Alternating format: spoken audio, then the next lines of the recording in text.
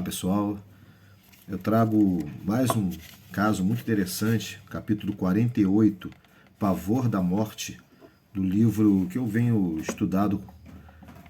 publicado aqui com vocês, para vocês, alguns capítulos, algumas passagens interessantes, e essa trata de uma visita que o André Luiz realiza em um necrotério, e ele se depara com uma cena muito interessante. Eu vou ler para vocês aqui algumas partes para ficar mais fiel, né? Ele fala assim: o colega gentil conduziu-nos ao interior de espaçoso necrotério, onde defrontamos um quadro interessante. O cadáver de uma jovem de menos de 30 anos ali jazia gelado e rígido, tendo a seu lado uma entidade masculina em atitude de zelo.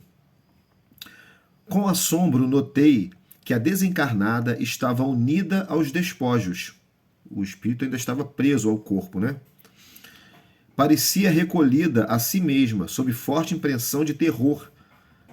Cerrava as pálpebras deliberadamente, receosa de olhar em torno. Então, o André Luiz entra nesse necrotério e percebe que ali tem um espírito de uma jovem de mais ou menos 30 anos que está ali apegado ao corpo ainda numa situação de terror, não consegue nem abrir os olhos, não consegue nem olhar em volta. Vocês vão ver por quê. Terminou o processo de desligamento dos laços fisiológicos, exclamou o facultativo atencioso. Mas a pobrezinha, há 6 horas que está dominada por terrível pavor. Ou seja, o desligamento dos laços que prendiam o corpo, o espírito ao corpo físico, já haviam sido desligados. Mas aquela jovem ainda estava ali, naquela situação, apegada ali ao corpo e com muito medo. E apontando o cavaleiro desencarnado, que permanecia junto dela, cuidadoso, o receitista esclareceu: aquele é o noivo que a espera há muito. Ou seja, aquele espírito que estava ali ao lado dela era o noivo que já havia desencarnado bem antes dela.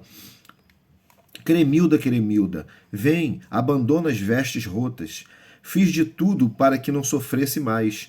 Nossa casinha te aguarda cheia de amor e luz. E aí, um parênteses, nossa casinha. Percebe que aquele ex-noivo que havia desencarnado estava ali para receber a sua amada e que no plano astral já havia uma casa para receber os dois, para que os dois pudessem viver.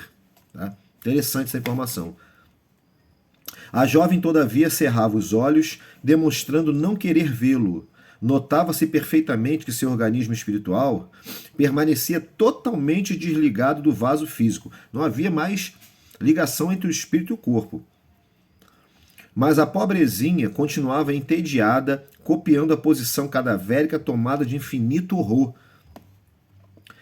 Aniceto, que é o mentor espiritual do André Luiz, Aniceto, que tudo pareceu compreender, num abrir e fechar de olhos, fez leve sinal ao rapaz desencarnado, que se aproximou comovido. E aí o Aniceto vai dar um conselho a ele, né?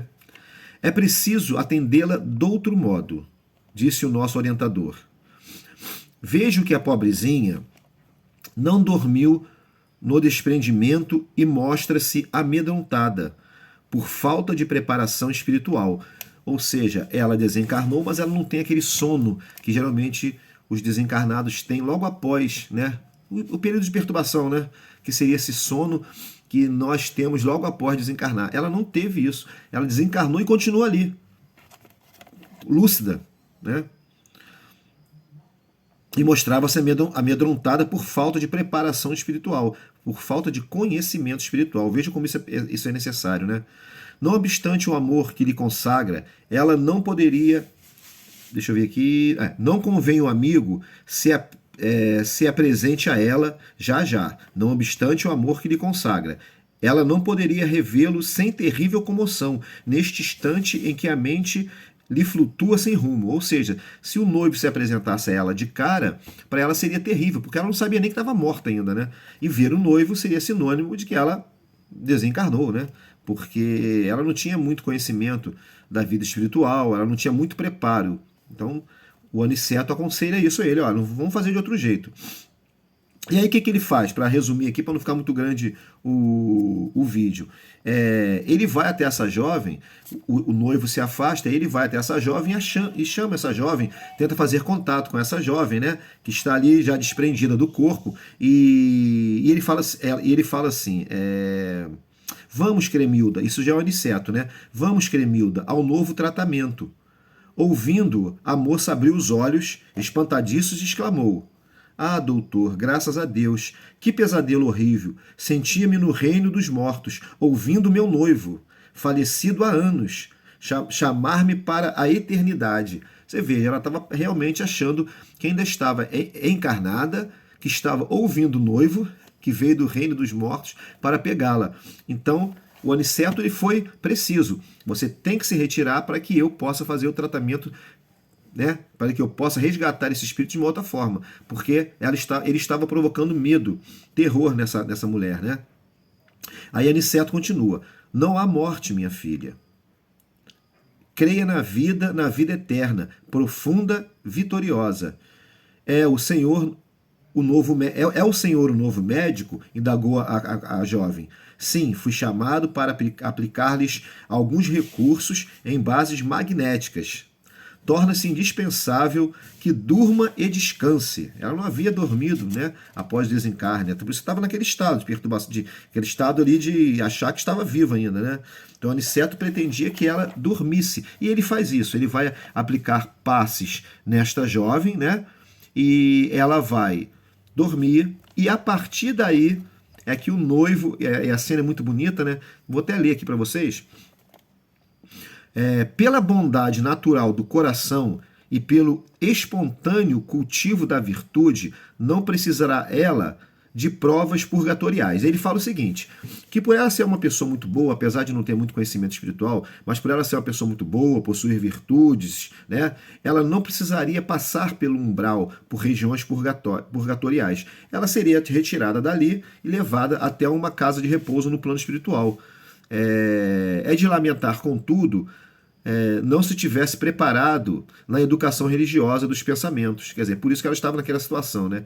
Em breve, porém, ter-se adaptado à nova vida. E aí ele fala aqui, ó, eu perdi só a parte, porque aqui que ele fala... Ele fala que a jovem dormiu imediatamente, deslocou a Aniceto, afastando-a. Aí a Aniceto pega ela, afasta ela dos despojos, com o zelo amoroso de um pai, e chamando o noivo reconhecido, entregou-a carinhosamente. Ele tira a jovem, pega essa jovem no colo, que está ali presa ao corpo, estava presa ao corpo, aquele espírito, retira, depois de fazê-la dormir através de um passe, e entrega ao noivo, que pega essa sua amada e vai levar para uma colônia espiritual, para um lugar de socorro. Ela merecia, era uma pessoa boa, de bom coração, tinha atos nobres, como diz aqui o Aniceto, então ela não precisaria passar por essas regiões de expurgo, que são as regiões umbralinas, né? Que são regiões aqui na Terra mesmo, na crosta. Nós, nesse momento, estamos em regiões umbralinas, né? Se vamos passar por ela, se vamos permanecer um tempo nela, depende da nossa consciência. Não existe uma regra, tá? Então, gente, esse aqui é o capítulo 48, O Pavor da Morte, do livro que eu venho citando muito aqui, Os Mensageiros, livro que vai ser a base do filme Nosso Lar 2, tá?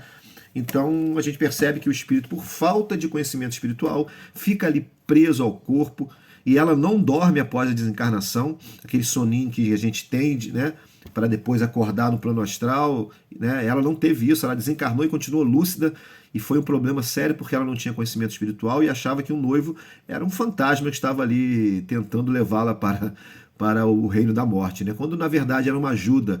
Quem dera todos nós tivéssemos esse tipo de ajuda, né? Ser recebido por um ente querido, né? Então é isso, gente. Se vocês curtirem, gostarem do vídeo, dê aí o like no vídeo, compartilhe, se inscreva em nosso canal, faça o seu comentário e até uma próxima.